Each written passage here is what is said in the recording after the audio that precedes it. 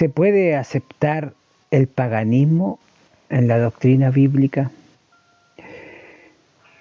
Esta reflexión va justamente porque quiero tocar el tema que está siendo muy recurrente por varios predicadores, y cuando digo dentro de estos predicadores hay predicadores buenos que lamentablemente están adhiriendo el paganismo a la enseñanza de la Biblia.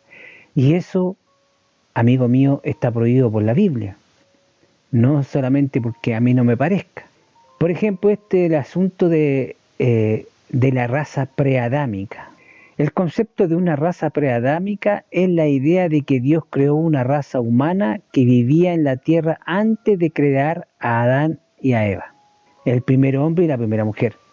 Esta hipótesis, porque es eso, una hipótesis, una idea, ha sido promovida por varios eruditos en distintos momentos de la historia. Uno de estos que la promovió esta idea es el emperador romano Juliano, llamado también el apóstata. Imagínense cómo habrá sido el hombre. Esto en circa 331 al 363 después de Cristo. Y el otro fue el teólogo calvinista llamado Isaac de Lapierre, que nació entre los años 1596 después de Cristo y 1676, donde murió, y no creo que se haya ido con Dios. Son dos de los ejemplos más conocidos al respecto. Isaac de Lapierre fue un teólogo, como dije, fue un escritor y abogado francés, conocido principalmente por su hipótesis preadámica, que sugería la existencia de humanos antes de Adán. Esta teoría desafiaba las interpretaciones tradicionales del Génesis y tuvo una influencia significativa en el pensamiento posterior, incluyendo el desarrollo de la teoría racial científica y el sionismo. Pero veamos quién fue este hombre. Nació en Burdeos, Francia, en una familia hugonote, posiblemente con raíces judías conversas. Fue secretario del príncipe de Conde y mantuvo estrechos vínculos con la reina Cristina de Suecia. Este hombre publicó lo que se llamó Preadamite, esto en el año 1655, donde propuso que existían humanos antes de Adán, basándose en una interpretación particular, es decir, una idea de él, la Biblia eso no nos enseña, del libro de Romanos capítulo 5, del verso 12 al 14, que procedo a leer inmediatamente. Romanos capítulo 5, versos 12 y 13 y 14. Dice así: por tanto, como el pecado entró en el mundo por un hombre, y por el pecado la muerte, así la muerte pasó a todos los hombres por cuanto todos pecaron. Pues antes de la ley había pecado en el mundo, pero donde no hay ley, no se inculpa de pecado. No obstante, reinó la muerte desde Adán hasta Moisés, aún en los que no pecaron a la manera de la transgresión de Adán, el cual es figura de lo que había de venir. Esto no, por ninguna parte, enseña lo que este hombre está diciendo. ¿Qué es lo que enseña estos versos? Es el origen del pecado y la muerte, y que no son normales. Entraron en la creación a través de la desobediencia de Adán. Una consecuencia universal. ¿Cuál fue esa? La muerte. Como resultado del pecado, se extendió a toda la humanidad. Una condición universal, como se dice. La frase todos pecaron no significa necesariamente que cada persona ha cometido los mismos actos, sino que todos estamos unidos a Adán en su caída. Heredamos una naturaleza pecaminosa y una condición de separación de Dios. A eso se está refiriendo. Es claro, el origen del pecado y la muerte no son normales, como dije anteriormente, y entraron en la creación a través de Adán, por desobedecer. La consecuencia fue la muerte. Como resultado del pecado se extendió a toda la humanidad, y una condición universal. La frase todos pecaron, que implica una condición universal, que todos estamos caídos por culpa de Adán. El versículo 13 Parece una contradicción, pero es la clave del argumento de Pablo. Él está haciendo una distinción importante. Pecado como principio, el pecado como una fuerza o un estado de rebelión contra Dios. Ya existía en el mundo desde Adán. La gente mentía, robaba, era egoísta, etc. La naturaleza humana estaba caída. ¿Por qué? Por el pecado que Adán hizo, ¿cierto? Pecado como transgresión. Una transgresión es la violación de una ley específica conocida antes de que Dios le diera la ley a Moisés en el monte del Sinaí, es decir, los 10 mandamientos y el resto de la ley mosaica. La gente no podía ser acusada formalmente de transgredir la ley de Moisés porque ésta aún no existía. Imagina que vives en un pueblo donde no hay leyes de tránsito escritas. La gente aún puede conducir de manera imprudente y de la forma que se le dé la gana, peligrosa o no, unos más, otros menos. El principio del desorden existe, pero no se le puede multar a nadie de ellos. A nadie se le puede pasar una infracción por exceso de velocidad, por estacionarse donde no corresponde, porque no hay ley que sustente nada, por pasarse ninguna luz roja, etcétera, etcétera. Pablo está diciendo que aunque la gente entre Adán y Moisés no tenía la ley escrita para transgredirla, el pecado como poder y principio estaba activo, o sea, ellos eran igual pecadores. Capítulo 14, en el verso 14, la prueba es la muerte. Si el pecado no existía realmente antes de la ley, ¿por qué moría la gente entonces? ¿Te das cuenta? O sea, se morían porque el pecado había entrado al mundo con Adán, aunque no estaba la ley todavía de Moisés. ¿Te das cuenta? Eso es lo que está hablando Pablo. Pablo argumenta que el hecho de que la muerte reinara sobre todos, bebés, niños, adultos, viejos, en ese periodo es la evidencia de que todos estaban bajo el dominio del pecado, aunque no hubiera violado un mandamiento explícito de Dios como lo hizo Adán.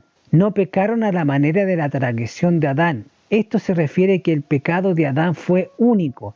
Él recibió una orden directa y clara de Dios: no comerás de ese árbol. Y él la desobedeció conscientemente. Las personas después de él no recibieron esa misma orden específica, pero aún así pecaron y como resultado murieron. Esto demuestra que el problema es más profundo que solo cometer actos malos. Es una condición heredada. La figura del que había de venir. Aquí Pablo revela el propósito de todo su argumento. Está estableciendo un paralelo entre Adán y entre Cristo. Adán es el tipo o la figura de la humanidad caída por el acto de un solo hombre, Adán, al pecar y dar en la entrada a la muerte. Cristo, el que había de venir, es la contraparte por el acto de un solo hombre. Cristo, en este caso Jesucristo, la justicia y la vida pueden llegar a todos los seres humanos. De eso está hablando el apóstol. El problema, todos estamos afectados por el pecado, no solo por lo que hacemos, sino por una condición que heredamos de Adán. La evidencia de esto es la prueba de que esta condición pecaminosa es universal. Es que la muerte ha reinado sobre todos los seres humanos a lo largo de la historia, incluso en aquellos que vivieron antes de que existiese la ley escrita de los 10 mandamientos. Sea esa persona creyente en Dios o no, igual se mueren. Igual el pecado está sobre ellos. El propósito, Pablo explica esto para demostrar una lógica fundamental, así como la desobediencia de un hombre, Adán, trajo la condenación a todos, la obediencia de otro hombre, Jesús, tiene el poder de traer salvación y vida a todos los que le creen. En esencia, Pablo está construyendo el caso de por qué la humanidad necesita desesperadamente a Jesucristo, un Salvador, estableciendo que el pecado y la muerte son un problema universal que nadie puede escapar de sus propios medios. Esto, querido hermano, es lo que está explicando el apóstol Pablo aquí en Romanos 5, desde el capítulo 12 al 14. Y no tiene nada que ver con que había gente viviendo antes de Adán según se le ocurrió a este pobre y triste desdichado. ¿Se da cuenta usted la diferencia? ¿Se da cuenta usted cómo este hombre puede inventar algo tan ridículo y estúpido?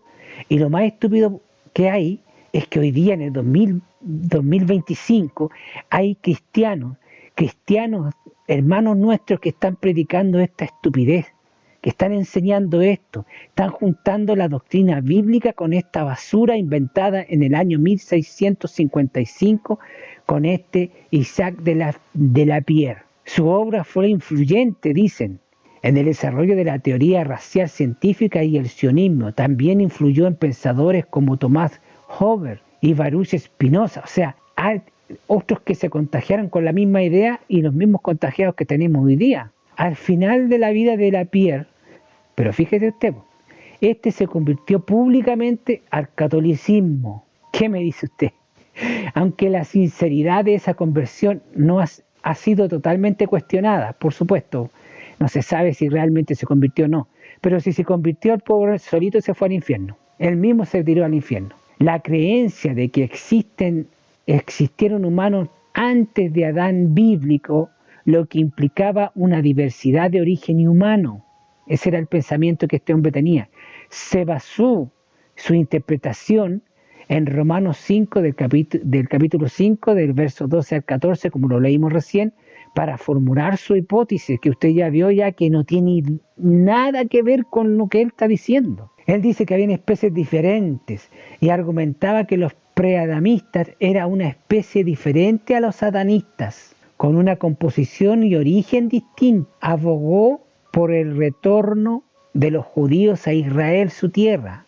Lo único bueno que hizo, dentro de un contexto de teología mesiánica. Sus ideas fueron retomadas y desarrolladas por Hobbes y Spinoza, quienes profundizaron en la hipótesis esta del preadanismo. Lapierre es recordado por su audaz interpretación de la Biblia, audaz le dicen todavía interpretación de la Biblia, por su paganismo será, y su contribución a la discusión sobre la diversidad humana y el origen de las razas. Su hipótesis preadámita, aunque controvertida, sentó las bases para debates posteriores sobre la historia y la naturaleza humana. Recién leímos que eran dos los que eran más conocidos, ¿cierto? Que que fue el que fue donde escribió esta basura, y antes de él había alguien que también tenía la misma idea y se llamaba Juliano el Apóstata. Veamos quién era Juliano el Apóstata,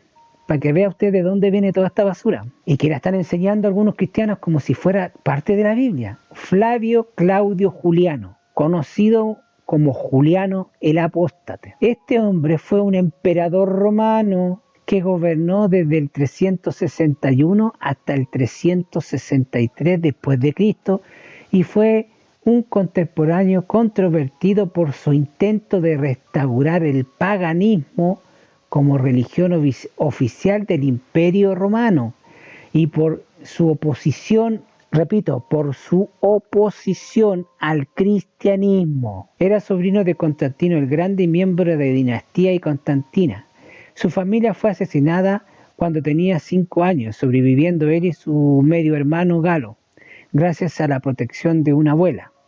Fue criado en un ambiente cristiano, pero desarrolló una profunda fascinación por la filosofía griega, por supuesto, y la cultura clásica griega. Estudió en retóricos y filósofos neoplatónicos, incluyendo a Máximo de Éfeso. Por eso que pensaba tanta tontera. En el año 355 fue nombrado César por su primo el emperador Constantino II y enviado a gobernar Galia. Tras negarse a trasladarse al oriente, Constantino II marchó contra él, pero murió en el 361. Su reinado fue breve, fue entre el 361 y el 363, pero significativo. intentó restaurar el paganismo como religión oficial, aboliendo decretos de emperadores cristianos anteriores. Protegió a los judíos, permitiéndole reconstruir el templo de Jerusalén, aunque esto no se llevó a cabo. Promulgó leyes que limitaban el poder de los cristianos, prohibiéndoles ocupar cargos públicos y enseñar. Juliano fue herido de muerte en una batalla, falleciendo el 26 o el 27 de junio del 363. Y el cristianismo se consolidó como la religión dominante del Imperio Romano, que después se volvería la religión católica. Este era uno de los que participaban, querido hermano, de la idea esta del preadamismo. No pueden los cristianos enseñar cosas que no son de Dios y haciéndolas pasar como si fueran, porque la Biblia lo prohíbe. ¿Dónde? En Hechos 2:42 dice: y perseveraban en la doctrina de los apóstoles, en la comunión los unos con los otros, en el partimiento del pan y en las oraciones. ¿En qué perseveraban los primeros cristianos? En la doctrina de los apóstoles, las enseñanzas. ¿Dónde están esas enseñanzas? En la Biblia. Punto. Y no en un libro escrito por un pagano que dicen que en el mejor de los casos era católico. Dicen, porque también dudaban que se haya convertido en católico total. Romanos 16:17 dice: mas os ruego, hermanos, que os fijéis en los que causan divisiones y tropiezos en contra de la doctrina que vosotros habéis aprendido, y que os apartéis de ellos. Nosotros estamos llamados a cuidar la doctrina, la enseñanza, lo que está escrito en la Biblia, y no permitir que alguien venga con una enseñanza distinta que no está en la Biblia. Tenemos que apartarnos de eso, de esas personas. A eso estamos llamados. Efesios 4, verso 14 dice: para que ya no seáis como niños fluctuantes, llevados por doctrina, llevados por donde quiera de todo viento de doctrina, por estratagema de hombres que para engañar emplean con astucia las artimañas del error, como Lapierre. Lapierre estaba enseñando con astucia artimañas del error, y por eso que los cristianos, nuestros hermanos, no pueden predicar esta basura. En 2 de Tesalonicenses capítulo 2 verso 15 dice: así que, hermanos, estad firmes y retened de la doctrina que habéis aprendido, sea por palabra o por carta nuestra. ¿Dónde están las palabras o las cartas? En la Biblia, hermano, por Dios, no en libros extraños. Primera de Timoteo 1:3. Como te rogué que te quedases en Éfeso cuando fui a Macedonia, para que mandases a algunos que no enseñen diferente doctrina. Primera de Timoteo 4:6. Si esto enseñas a los hermanos, serás buen ministro de Jesucristo, nutrido con la palabra de la fe y de la buena doctrina que has seguido. ¿Qué doctrina? La que está en la Biblia. Segunda de Juan capítulo 1 verso 9. Cualquiera que se extravía y no persevera en la doctrina de Cristo no tiene a Dios.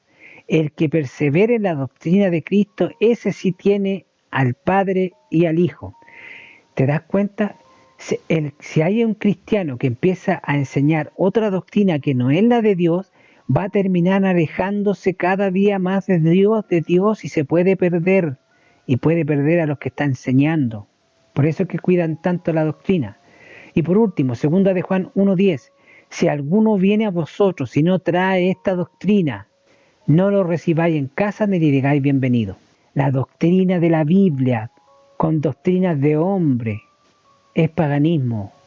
Juntar doctrina de la Biblia con una doctrina de hombre es juntar doctrina de Biblia con el diablo, porque esos hombres están bajo el poder de Satanás. Y es una pena grande porque hay gente, en este caso del que estoy hablando, justamente nada menos que el nieto de Gigi Ávila. Imagínate, yo aprendí casi todo lo que sé por el hermano Gigi Ávila. Y ver al nieto de Gigi Ávila estar enseñando esto me da realmente una pena grande. Y esto le echo yo la culpa no a este muchacho, porque todavía puede él darse cuenta de eso. Le echo la culpa a los estudios, a los institutos bíblicos. Los institutos bíblicos te enseñan, se supone que deberían enseñar la Biblia, pero te enseñan un montón de libros que escribió el Julano y el Mengano. Libros que están escritos por hombres, Si el instituto bíblico tiene que enseñar la Biblia. Quería hacer esta pequeña reflexión para que llamar la atención de los hermanos para que nos cuidemos. Tenemos que cuidar la doctrina, hermano. Estamos llamados. Recuerde usted que en Apocalipsis 3:10 Jesús dijo, por cuanto has guardado la palabra de mi paciencia. Guardar no solamente significa guardar, guardar significa creer, guardar significa hacer, guardar significa predicar, cuidar, proteger. ¿Qué cosa? La doctrina que Él nos dio. Estamos llamados nosotros a protegernos. Por eso que le entrego todo esta información. Que el Señor Jesucristo les bendiga en grande manera. Maranata.